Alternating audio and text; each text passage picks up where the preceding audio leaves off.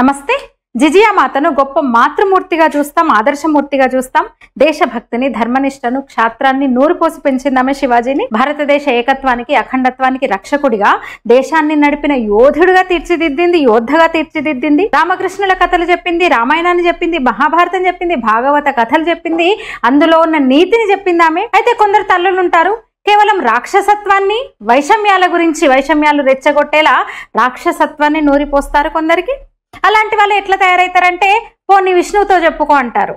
న్యాయం చెప్పండి అని పోతే నీ విష్ణువుతో చెప్పుకో అంటారు. అలాంటి తల్లులు కూడా ఉన్నారు. అదే సమయంలో అసలు ఈ దేశపు మతం కాకపోయినా ఆ లక్షణాలు ఏమాత్రం అలవాటు చేసుకోకుండా ఈ దేశం నాది అనుకుంటూ దేశభక్తిని ప్రేరేపించే, దేశభక్తితో పనిచేస్తున్న సంస్థలు, స్వచ్ఛంద సంస్థలతో యూనిఫామ్ లో కవాతు చేస్తా అంటున్నారు ఒకతను. వాళ్ళ గురించే ఈ వీడియోలో మనం మాట్లాడుకుందాం. ఈ 100 ఏళ్ల వేడుక సందర్భంగా కొన్ని ప్రత్యేక కార్యక్రమాలు చేస్తూ సమాజంలోని ప్రతిష్ఠిత వ్యక్తులను పిలుస్తున్నారు. అందులో భాగంగా కమలాతాయి అని ఒక ప్రముఖురాలు ఆమె కదా, మహారాష్ట్రలోని.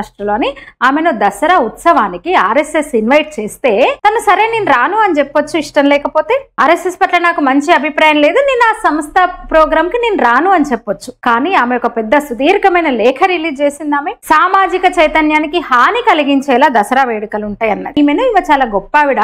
భర్త కూడా చాలా కొడుకు కూడా పెద్ద ఉన్నత స్థానంలో ఉన్నాడు. భర్త అంబేద్కర్ తో కలిసి పనిచేశాడు. ఏకంగా గవర్నర్ లాంటి పదవులు ఆయన ఇచ్చేశారు. ఒక పార్టీ నుంచి చట్టసభల్లోకి వెళ్లారు, ప్రజల తరపున పనిచేశారని పిలిస్తే ఆమె అన్నమాట ఇదన్నమాట. అసలు ఏం జరిగిందో ఇంకొంచెం వివరంగా వెళ్తే, సెప్టెంబర్ 28వ తేదీన RSS అమరావతి ప్రతినిధులు కొందరు కమలాతాయి ముఖ్య అతిథిగా వస్తోంది RSS కార్యక్రమానికి, విజయదశమి కార్యక్రమానికి. అందులో నందకుమార్ గారు ముఖ్య ప్రసంగికులైన మెయిన్ స్పీకర్ గా వస్తారు. శతాబ్ది ఉత్సవాల ప్రారంభ కార్యక్రమానికి కమలాతాయి వస్తుంది అని అన్నారనమాట వాళ్ళు. అయితే మరుసటి రోజే సెప్టెంబర్ 29న కమలాతాయి ఒక మరాఠీలో ఒక లేఖ రిలీజ్ చేశారు. నేను అంబేద్కర్ వాదిని, భారత రాజ్యాంగానికి నిబద్ధురాలిని, దసరా హిందూ సంస్కృతిలో ముఖ్యమైనది. అయితే మాకు అశోక విజయదశమి ముఖ్యం, దానికే మా ప్రాధాన్యత, మా ప్రాముఖ్యత అదే. అందుకని ఇది పూర్తిగా ప్రచారం కోసము అని నేను అనుకుంటున్న RSS కుట్ర ఉండొచ్చు దీంట్లో, దసరా సామాజిక చైతన్యానికి హాని చేసేది అని అన్నారనమాట. చాలా పెద్ద మాట ఇది నిజానికి. అయితే ఇక్కడ ట్వీట్స్ ఏంటంటే, ఆయన కుమారుడు రాజేంద్ర మరుసటి రోజు తన తల్లి ఆహ్వానాన్ని అంగీకరించింది. మా వ్యక్తిగత ఇవి వేరు, రాజకీయాలు వేరు, మా అంబేద్కర్ భావజాలం అట్లనే ఉంటది, మేము అంబేద్కర్ ఇష్టలమే, కానీ RSS కార్యక్రమానికి వెళ్ళడానికి ఆమె అంగీకరించింది. మీ తిరస్కరిస్తున్నట్టు వచ్చిన లేఖ నిజం కాదు, అది ఫేక్ అని చెప్పింది అనమాట. ఇక ఆమె అన్న ఆ పదజాలం, ఆమె ఆ లేఖలో వాడిన భాష మీద సహజంగానే హిందూ సంఘాలు, విశ్వ హిందూ పరిషత్ లాంటివి ఇంకా విమర్శించినాయి. ఏంటిది అంబేద్కర్ వాదనని చెప్పుకుంటూ ఇట్లా రెచ్చగొట్టే మాటలని అభ్యంతరం వ్యక్తం చేసినాయి. ఇంకా నిన్నంతా ఎక్స్లో, అంటే ఇతర సోషల్ మీడియా మాధ్యమాల్లో ఎక్స్ సహా వీటిలలో కొంచెం ఒక ట్రెండింగ్ అనమాట. నిన్న అది కొడుకేమే హాజరవుతుందని చెప్పారు, తల్లేమో నేను మళ్ళీ తర్వాత తల్లి మళ్ళీ దానికి కూడా రెస్పాండ్ అవుతూ అన్నమాట. నేను అటెండ్ అవుతానని నేను ఎప్పుడు చెప్పలేదు అన్నది తల్లి. అట్లా కొడుకు ఇట్లా మాట్లాడానమాట. ఒక్కసారి ఇంకొంచెం వివరంగా వెళ్తే, కమలాతాయి భర్త రామకృష్ణ గవై అంబేద్కర్ తో పనిచేశారు. ఆయన 1981లో RSS కార్యక్రమానికి ఆయన కూడా ముఖ్య అతిథిగా వెళ్లారనమాట. రిపబ్లికన్ పార్టీ నేత ఆయన, అంబేద్కర్ వాదిని గర్వంగా చెప్పుకుంటారు. అంబేద్కర్ తో కలిసి పనిచేశారు, సమాజంలో అసమానతల మీద ఆయనతో కలిసి పోరాడారు. ఆయన మాత్రం RSS ఉత్సవాలకు 1981లో నాగ్పూర్ లో కార్యక్రమానికి వెళ్లారు. ఈమె వెళ్ళకపోవడమే కాక, సరే నిరాకరిస్తే ఓకే గాని పూర్తిగా ఒక విద్వేషం చూపేలా ఆమె లేఖ, అందులో ఆ భాష ఉన్నాయన్నమాట. కొడుకు చెప్పిండు కాబట్టి అక్కడున్న కొన్ని మీడియాలు కూడా RSS విజయదశమి ఉత్సవానికి ఆమె హాజరవుతుందని కొందరు రాస్తే దాన్ని ఖండిస్తూ ఈమె ఇంకా సుదీర్ఘంగా అనమాట ఆమె అన్న మాటలు. ఎట్టి పరిస్థితుల్లోనూ నేను RSS కార్యక్రమానికి హాజరు కావడం లేదు, హిందూ పండుగను జరుపుకునే కార్యక్రమానికి నేనెట్లా హాజరైతా ఏమన్నమాట. అంతేకాదు ఆమె భాష చూస్తే అసలు అంబేద్కరిస్టులు అనేవాళ్ళు దసరా జరుపుకోవద్దు, RSS కార్యక్రమాలకు వెళ్ళొద్దు అని ఒక గట్టి మెసేజ్ పాస్ చేసింది అనమాట ఆమె. అసలు విషయం ఏంటంటే, అక్టోబర్ 5న అసలు ఈ కార్యక్రమం అక్టోబర్ 5న జరగనుంది. అంటే ఈ 100 years వేడుకలు జరుగుతున్నాయి కదా, అందులో భాగంగా అమరావతిలో అక్టోబర్ 5న శ్రీమతి నరసమ్మ మహావిద్యాలయ మైదానంలో ఈ కార్యక్రమాన్ని నిర్వహించి తలపెట్టారనమాట. సరే, దాదాసాహెబ్ గవై చారిటబుల్ ట్రస్ట్ వ్యవస్థాపక అధ్యక్షురాలమే, అంబేద్కరిస్ట్ ఆమె. అందుకని రాజ్యాంగం పట్ల గౌరవం ఉందని చెప్పుకుంటది. ఒక గొప్ప కుటుంబము, వాళ్ళ భర్త కూడా ఆ కాలంలో పనిచేశారు కదా అని వీళ్ళు గౌరవంతో పిలిస్తే ఈమె ఇచ్చిన రిప్లై ఇదనమాట, ఈమె రియాక్షన్ ఇదనమాట.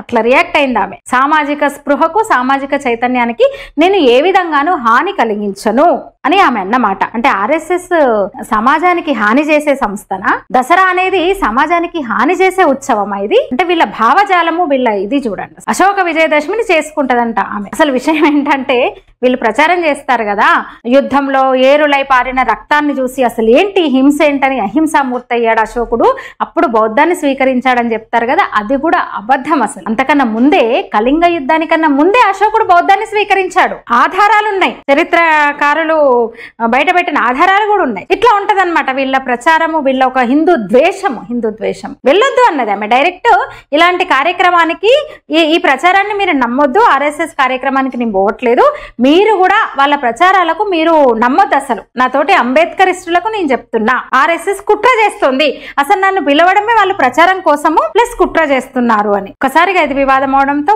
కొడుకు రంగంలోకి దిగి ఏదో దాన్ని సరిదిద్దే ప్రయత్నం చేశాడు, కానీ అయినా సరే ఆమె మళ్ళీ అదే మాట అన్నదనమాట. ఆయన చెప్పాను కదా, ఆర్ఎస్ గవై అక్కడ మాజీ గవర్నర్ గా పనిచేశాడు, పలు రాష్ట్రాలకు ఆయన దీక్షభూమి డాక్టర్ బాబాసాహెబ్ అంబేద్కర్ స్మారక కమిటీ అధ్యక్షుడుగా ఉండే. ఇప్పుడు దానిలో సభ్యుడుగా డాక్టర్ రాజేంద్ర గవై ఉన్నారు. ఈయన మరో కుమారుడు అనమాట, కమలతాయి మరో కుమారుడు, ఇంకో కుమారుడు జస్టిస్ గవై ఇంకా సిజేఐగా ఉన్నారు కదా. అట్లా 1981లో నాగ్పూర్లో జరిగిన సంఘ శిక్షా వర్గ ముగింపు కార్యక్రమానికి ముఖ్య అతిథిగా వెళ్లారు సీనియర్ ఆర్ఎస్ గవై. భయ్యాజీ సహస్రబుద్ధే, బాలాసాహెబ్ దేవరస్, బాబాసాహెబ్ పఠాడేతో కలిసి ఆ కార్యక్రమంలో పాల్గొన్నారనమాట. ఈమె ఇంత విద్వేషం, ఇంత ద్వేషము. మరి ఇలాంటి తల్లుల పెంపకంలో పెరిగితే ఎట్లా తయారవుతారు? మరి హిందూ దేవుళ్ళని హేళన చేస్తారు, నువ్వో చెప్పుకోపో పిలువుపో అంటారు. అదే జరుగుతుంది, చూస్తున్నాం కదా. ఇంకో వ్యక్తి గురించి కూడా ఈ వీడియోలోనే మాట్లాడుకుందాం అన్నాను కదా ముందే. Kerala retired DGP Jacob Thomas October 1న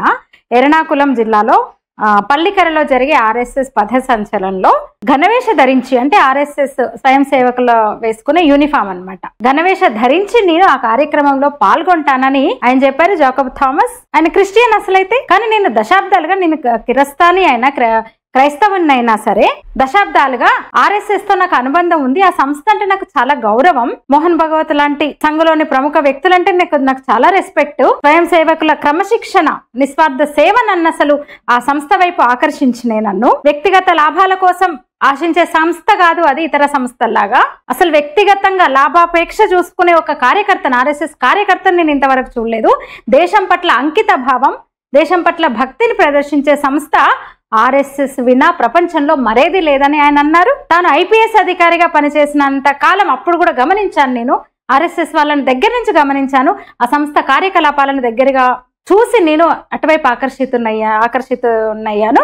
నేను అయినా సరే నేను ఇంకా నేను క్రిస్టియన్ వ్యక్తినే, నేను క్రిస్టియానిటీనే నేను ఆచరిస్తున్నాను, కానీ సంఘ అంటే నాకు గౌరవము, అభిమానము, ఆరాధన, పనిచేయడానికి ఇప్పుడు ఆర్ఎస్ఎస్ కి నేను పూర్తి సమయం ఇవ్వడానికి కూడా నేను సిద్ధంగా ఉన్నా. నా సేవను మరి ఆ సంస్థ వినియోగించుకుంటుందో లేదో ఆ సంస్థ నిర్ణయం ఆ సంస్థనే తీసుకోవాలి, కానీ నాకు చాలా ఆసక్తిగా ఉంది ఆర్ఎస్ఎస్ లో పనిచేయడానికి అన్నారన్నమాట. ఆయన వేరే మతమైనా సరే ఈ దేశంలో పుట్టినందుకు, ఈ మట్టిలో పుట్టినందుకు ఆయన ఈ దేశం పట్ల పెంచుకున్న భక్తి ఒకవైపు ఉంటే, ఇంతకు ముందు మాట్లాడిన ఒక మహిళ గురించి ఆమె పూర్తిగా ఒక వైషమ్యాలు రెచ్చగొట్టేలా, హిందూ ధర్మం పట్ల ఒక ద్వేషం చూపించేలా ఆమె వ్యాఖ్యలున్నాయి. దసరా గురించి ఆమె అన్నమాట, పెద్ద మనిషి ఆమె, మళ్ళీ తన భర్త అంబేద్కరిస్ట్ గానే నిజమైన అంబేద్కరిస్ట్ గా ఆయన ఉన్నారు, వీళ్ళందరూ ఫేక్ అంబేద్కరిస్టులు. ఇక్కడ పుట్టినా సరే ఈ దేశం నుంచి తరిమివేతకు గురైన మతాన్ని వాళ్ళు ఆ లక్షణాలు పునికి పుచ్చుకొని బౌద్ధాన్ని, సరే ఆ బౌద్ధం ఇప్పుడు అంబేద్కర్ కూడా ఆచరించాడు బౌద్ధం కదా, అంబేద్కర్ అట్లా చెప్పాడు, ఇతర మతాలను ద్వేషించమని చెప్పలేదు కదా, కానీ వీళ్ళు ఇట్లా తయారయ్యారనమాట.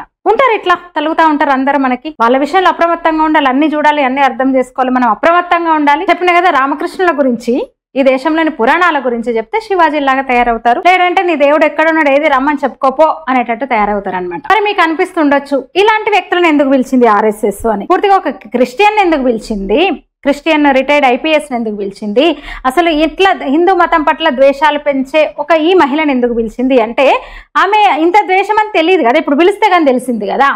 ఆమె నేను అంబేద్కరిస్టుని అని చెప్పుకుంటుంది. అంబేద్కర్ ఆర్ఎస్ఎస్ ను వ్యతిరేకించలేదు. అంబేద్కరిస్టులు ఎవరు ఆర్ఎస్ఎస్ ను వ్యతిరేకించరు.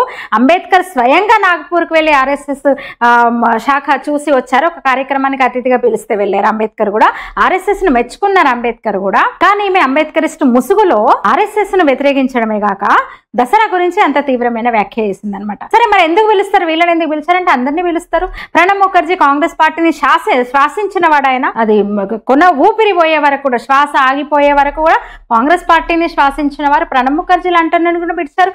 వాళ్ళు కూడా అసలు ఏమంటారు, అసలు వండర్ అని చెప్పినారు వాళ్ళు. అక్కడికి వెళ్ళి ఎంత అద్భుతమైన సేవ ఆర్ఎస్ఎస్ ఇది, ఎంత నిస్వార్థ సేవ, స్వయం సేవకులది అన్నారు.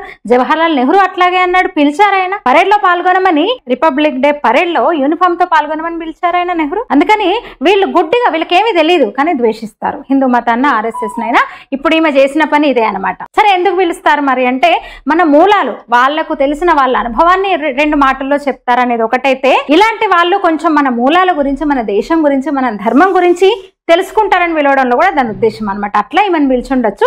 ఈమె డైరెక్ట్ ఓపెన్ అయిపోయింది. మంచి పని అయింది. ఈమె ఎలాంటిదో తెలిసింది. అంబేద్కరిస్టును నేను అశోక విజయదశమిని చేసుకుంటాను, నేను బుద్ధిస్టుని అని చెప్పుకుంటూ అంతవరకు ఓకే, ఎవరికి అభ్యంతరం ఉండదు. కానీ హిందూ మతం పట్ల ఆమెకున్న ద్వేషం బయటపడ్డదనమాట.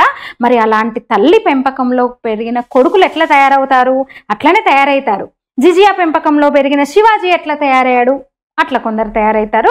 అయితే మన అదృష్టము ఈ దేశంలో జిజియా మాతలే ఎక్కువ ఉన్నారు. మీరేమంటారు? ఈ వీడియో మీద మీ అభిప్రాయాన్ని తెలియజేయండి. లైక్ చేయండి, షేర్ చేయండి, ఛానల్ సబ్స్క్రైబ్ చేయండి. ధన్యవాదాలు.